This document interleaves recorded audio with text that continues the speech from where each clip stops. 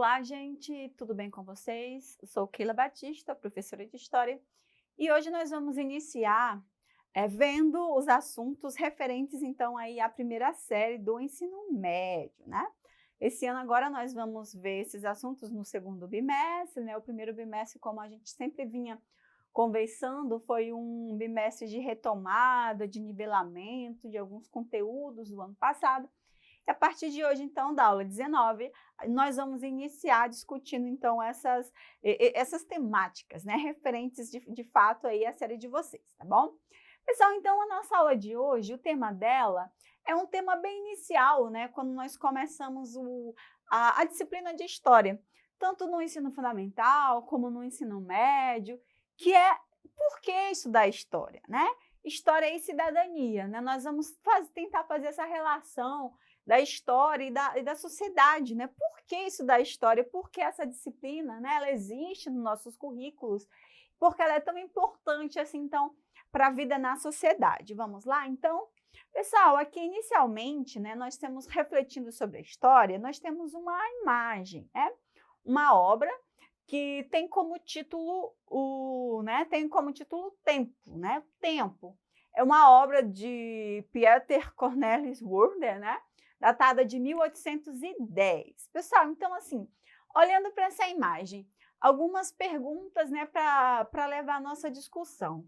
Que elementos dessa representação, né, dessa imagem, representam a questão do tempo? O que vocês conseguem aí analisar nessa imagem que podem estar relacionadas ao tempo, né? E o que a imagem apresenta de fictício e de realismo, de realidade? Então, assim, né, essa obra, ela, como eu disse para vocês, ela tem um título de Tempo, justamente por ter alguns traços dessa mudança, né, temporal, tanto do passado como do presente e também até do futuro, né? A gente tem um homem aí de cabelo branco, barbas brancas, calvo, né, que apresenta, então, o passado, alguém que viveu, mas ao mesmo tempo ele tem uma energia, né, um corpo bem jovial, a gente consegue ver os músculos, a pele lisa, né, que remete, então, ao presente. E o fato também das asas, né, a gente tem aí uma coisa que pode remeter à mudança, né, a mudança, a um voo, uma coisa que está em transformação também, tá, pessoal? E aí essa imagem também ela faz alusão a Cronos, né, que possivelmente seria o pai de Zeus, Cronos, então, relacionado aí ao tempo. Então, com essa imagem, a gente vai fazer essa nossa reflexão da nossa disciplina, né, que é justamente o estudo do passado, né, para relacionar com o presente e também para ter perspectivas aí para um futuro, tá bom? Então, vamos lá, pessoal.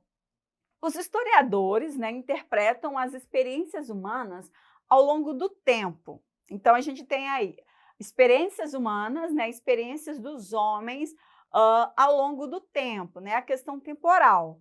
Conhecendo essas interpretações e refletindo sobre elas, podemos adquirir consciência do que fomos, né, do que fomos então no passado, a minha geração foi no passado, para então transformar o que somos, né, presente. Então, assim, os fatos históricos do passado, principalmente aqueles fatos, quando a gente tem muita genocídio de populações, muitas questões que causaram muitas dores, né, violação de direitos humanos, é muito interessante na história que a gente compreenda como aconteceu e por que aconteceu, para que no futuro, né, e no presente também, nós como seres de uma sociedade, políticos e econômicos, né, sociais e culturais, a gente não permita que isso também possa acontecer.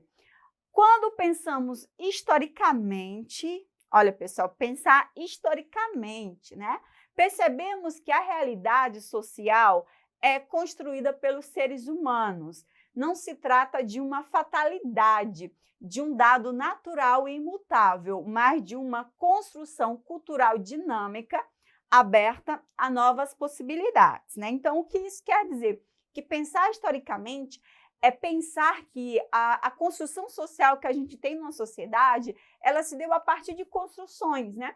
Não é um dado natural, não é uma fatalidade. Do nada aconteceu uma vila, uma cidade, uma sociedade com alguns valores. Isso tudo é uma construção, né, dinâmica, cultural, e claro que nós vamos refletir, então, essa cultura. E como a história ela vem estudando, então, essa humanidade, a história vai estudar, né, as culturas, porque nas culturas a gente tem vários tipos, né, de manifestações culturais, a língua, a música, a mentalidade, a escrita. Então, história e cultura tem aí uma relação muito próxima, né, uma relação que sustenta. A cultura, na verdade, sustenta, então, o estudo da história, ok? Pessoal, e a história e os historiadores, né? Aí a gente entra aí com os historiadores. Ao interpretar as vivências humanas, os historiadores investigam o que mulheres e homens fizeram, pensaram e sentiram no decorrer de suas vidas, no cenário, então, de suas culturas, né? Pensaram e fizeram no decorrer lá da sua época. Na história isso é muito interessante porque a gente olha para o passado com a visão de hoje, mas a gente não pode olhar com a nossa visão, né? Que aí nós vamos cometer erros históricos. A gente tem que também entender o homem lá do século passado, o homem daquela década, como ele pensava, tá bom? Assim, o historiador pode pesquisar, por exemplo, né, aspectos da economia, da política, da cultura material, das mentalidades, como os homens pensavam, né, o que a gente chama de história das mentalidades, tá bom? Nesse processo, ele pode compreender relações entre o passado e o presente, né? Então, o historiador ele vai aí investigar, né, essas vivências que esses homens, né, dessas sociedades passadas, eles deixaram esses vestígios, tá bom?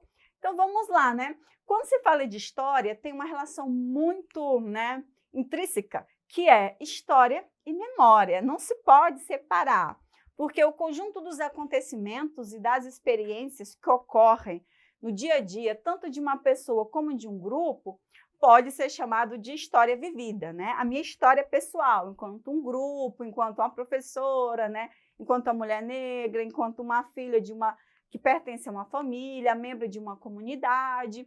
Essa história pode integrar as lembranças das pessoas e dos grupos que a viveram, mas existem outras vivências que podem ser esquecidas, né? A memória, então, constitui um campo de disputa histórico entre lembranças e esquecimentos. Pessoal, isso aqui é muito importante na nossa disciplina, porque quando se fala de memória coletiva, essas memórias que são construídas numa coletividade, né, numa sociedade, os fatos históricos daquela localidade, sociedade, nós temos os fatos que são escolhidos e os fatos que são esquecidos, né? Então, por isso que a gente diz que é um campo de disputa histórico. O que uma sociedade vai escolher lembrar e o que uma sociedade vai escolher esquecer, né? Dentro da história, a gente tem essa discussão muito forte, falando do passado alemão de algumas sociedades nazistas que escondem esse fato, é uma memória esquecida, né? E esconde tanto que depois de um tempo, depois de muito tempo, anos, é como se não tivesse acontecido. E aí a gente tem um jogo de poder, né? Que as pessoas que estão no poder, elas vão direcionar quais são os fatos dessa memória coletiva que merece ser lembrada, tá bom, pessoal? E aí a gente tem aqui uma consciência do passado, né? Como eu disse para vocês, o passado é muito importante para a disciplina. E quem escreve esse trecho é o Eric Hobsbawm, um historiador muito conhecido, muito famoso, e ele diz assim acerca do passado: todo ser humano tem consciência do passado, definido como o período imediatamente anterior aos eventos registrados na memória de um indivíduo. Em virtude de viver com as pessoas mais velhas, ser membro de uma comunidade humana é situar-se em relação ao seu passado ou da comunidade, ainda que apenas para rejeitá-lo. O passado é, portanto, uma dimensão permanente da consciência humana, um componente inevitável das instituições, valores e outros padrões da sociedade humana, né? Então, assim, quando eu faço parte de uma sociedade, eu também trago junto aquele passado, né? Por mais, como diz o Eric Hobsbawm aí, por mais que eu rejeite, né? Mas ele faz, então, parte da sociedade. E aí, dentro dessa discussão, a gente tem as fontes históricas, né? Que são as fontes que vão dar subsídios para os historiadores tecerem narrativas, escreverem, né? A historiografia, né? Que é a escrita da história. E essas fontes, elas sugerem indícios, pistas, indicações sobre o tema pesquisado, né? Elas devem ser interpretadas pelo historiador. O que a gente tem aqui, pessoal? As fontes, por si só, elas não falam, né? Se eu pegar uma carta de amor de 1890 e ler só a carta, né, sozinha, a carta lá no canto dela, ela não vai falar nada. Agora, se um historiador pegar, entender o contexto de quem mandou para quem, qual situação, aí nós já vamos ter fatos históricos, tá bom? E quando se fala de fonte, nós temos as fontes escritas e as não escritas, né? Fontes escritas, temos as cartas, as letras de canções, os livros, jornais, revistas, os documentos públicos, né, ou privados, particulares. Quando se fala de fontes não escritas, nós temos os registros da cultura material, como vestimentas, armas, utensílios, pinturas, esculturas, músicas, filmes, fotografias, depoimentos orais, né? Aqui a gente tem muito importante a questão da história oral, porque durante muito tempo o documento era tido como carregado de mais veracidade dos fatos históricos, né? E a história oral, o depoimento oral, ele era um pouco questionado, mas aí com o passar do tempo a história oral, então ela vem crescendo com grande força e é também uma fonte histórica, tá bom, pessoal? E aí, então, a gente tem só aqui uma questãozinha sobre essa interpretação dessas fontes, né? Quando a gente fala de fontes escritas e não escritas, aqui a gente tem fontes, duas fontes do período da escravidão no Brasil, né? De um lado, a gente tem a reprodução de uma obra chamada Uma Senhora de Algumas Posses, de Debré, né? É o francês que viaja no Brasil e ele vai retratar a sociedade brasileira. E aí a gente pode fazer análise de várias coisas, do vestimento, né? Das vestimentas, da questão da escravização, como esses escravos eles se portavam nessa imagem. A gente vê ali as crianças seminuas, como se fossem animais de estimação, né? E aí, do outro lado, a gente tem a reprodução de um recibo de compra e venda de um escravo. Então, a partir desses documentos, tanto o escrito, que é o recibo, como a representação da imagem, o historiador ele pode começar a escrever sobre o período da escravidão no Brasil, ok, pessoal? E quando você fala de saber histórico também, não é só a gente pensar um pouquinho aqui sobre os limites e as possibilidades desse saber histórico. Voltando novamente, como eu falei no começo para vocês, né? O historiador é um homem do seu tempo, o historiador sabe que trabalha para o seu tempo e não para a eternidade, né? Então, é o homem do tempo, comprometido com o tempo, ao mesmo tempo voltando aí no passado. E ali, só para a gente finalizar, a gente tem a etimologia da palavra histórica, né? Que em grego antigo significa procurar saber, informar-se, né? Então, a história ela vai significar procurar, né? Sempre procurar o passado, entender as relações humanas, para a gente tentar entender como se tem agora a sociedade que a gente vive no presente, né? E o futuro também, os rumos que isso pode levar. Pessoal, então, para finalizar, a gente tem o nosso exercitando, uma questão bem tranquila aqui sobre as fontes históricas. Assinale a opção que caracteriza corretamente o papel das fontes na construção do conhecimento histórico. A. Fontes históricas são apenas os vestígios voluntários do passado. B. O historiador considera fontes críveis apenas os documentos oficiais. D. A crítica das fontes garante a verdade do relato histórico. C, né? E D, agora, as fontes históricas informam sobre como a sociedade via a si mesma. E E, o uso de fontes literárias torna o conhecimento histórico menos objetivo. E aí, pessoal, a partir da nossa discussão, qual seria a alternativa correta? Temos, né, a D. As fontes históricas informam sobre como uma sociedade via a si mesma, tá bom? Né? A sociedade ela vai ver um pouquinho mais só no passado, mas não no futuro, né? Então, a sociedade as fontes elas representam aquela sociedade naquele momento, ok?